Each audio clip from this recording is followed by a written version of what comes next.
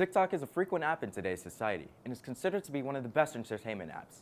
But is it really? TikTok getting banned is the biggest scam of 2023. There are some countries that do not like America. It collects your content that you view. Twitter or Instagram where it refreshes. This does not. It completely just keeps going, non-stop scrolling. You never hit the bottom of anything. Bunch of dopamine into your brain. Really, you're just overdosing on dopamine. You're a 10-year-old kid, you're a 12-year-old kid, you're a 14-year-old kid, and your kids spend hours.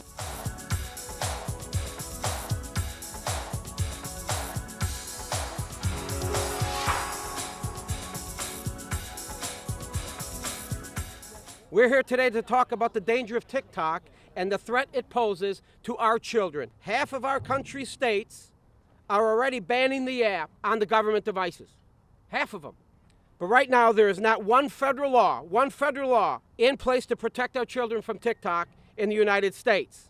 The thing about TikTok is that the app was banned December 30th in 2022 by 34 states, signed by Biden to protect and privatize our information.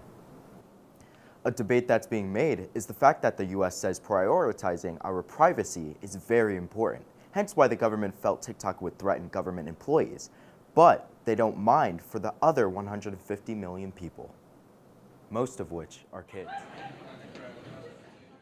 My name is Brittany Laurent. I am a social studies teacher.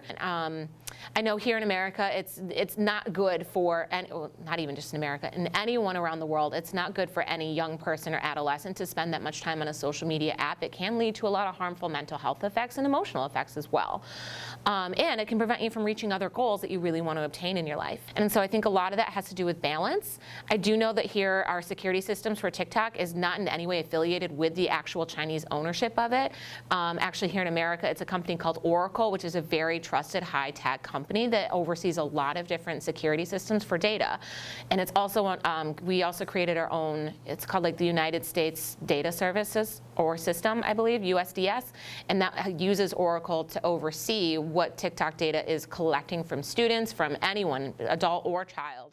Do you also feel as though, you shouldn't be putting all that information out on TikTok, Instagram, stuff like that, because people could be stealing your information as well? Well, that's a huge concern also. Once you put it out on any sort of social media platform, there's that long disclaimer that we automatically scroll down to the bottom of and automatically check when we join these platforms that you agree.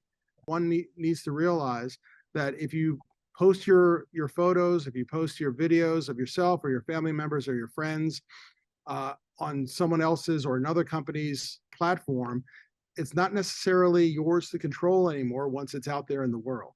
I see both sides of the argument. TikTok has actually a large amount of relevance for our students, especially in the grade levels that I teach, which is upper level or upper grades of high school. And I think it's actually kind of a useful tool. And I know that might be an unpopular opinion for like a lot of educators, but for a social studies teacher, TikTok provides a world and a way for you guys to get engaged with what's going on in the world, whether it be a current event here in the United States or it might be something foreign happening outside of the world.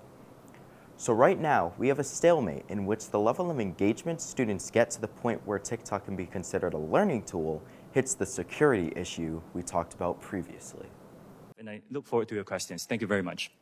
TikTok has told us that you weren't sharing data with the CCP, but leaked audio from within TikTok has proven otherwise. TikTok told us that you weren't tracking the geolocation of American citizens. You were. TikTok told us you weren't spying on journalists. You were. We do not remove that kind of content. TikTok is a place of freedom of expression. And Cheryl, just like I said, if you use our app, you can go on it and you will see a lot of users around the world expressing content on that topic and many others. Thank you. That kind of content is available on our platform. You can go and search it. I will remind you that making false or misleading statements to Congress is a federal crime.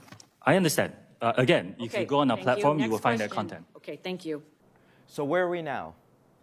It's not just TikTok that poses this problem.